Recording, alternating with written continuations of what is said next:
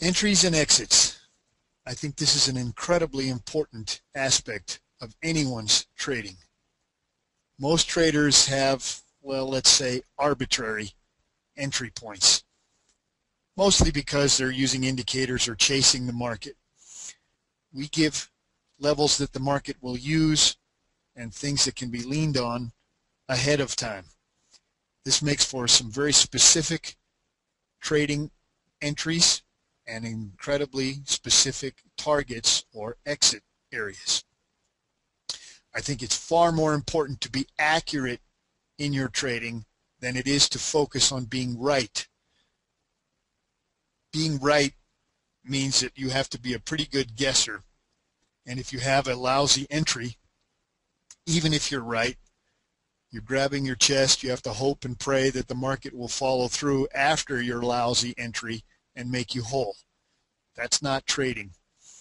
What we do is give you the levels that the market will use ahead of time, and then we can keep our risk parameters extremely small on a trade-by-trade basis for our entries, and then extremely accurate for our exits, our targets, and our exit areas, and therefore we can maximize each and every move, each and every swing, each and every day.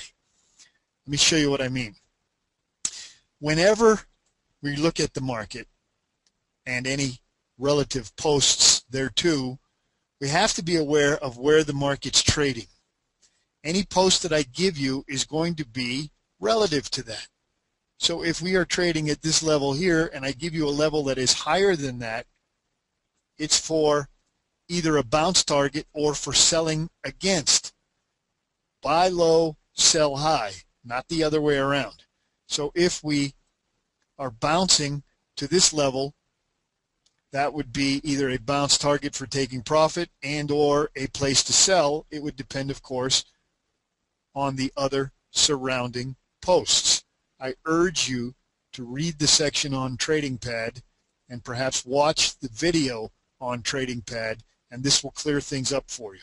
But let's just talk about the entries and exits phase. As you know, the market moves in 4 tick parameters per point in the ES market. The smallest divisible increment in any commodities market is called a tick. So let's just talk about the S&P market primarily because that's our focus, at least initially. If we are pulling back to this level, and this level is for buying up against, then we would plan our entry in terms of working a limit order 2 ticks in front of that at a maximum. So if the market trades down to our target, obviously we have no problem getting filled a couple ticks in front of that. If it bounces from there, and this is our target price or our target level here, and the market bounces to that level, we'll give that to you in terms of a specific price level parameter, as in to the tick. Our job then would be to be taking profit 2 ticks in front of that price level. And if it reacts off of that and comes back down, and we give you another level to use for a rebuy, let's say in this case, then we would plan to enter a couple ticks at a maximum in front of that for our next target.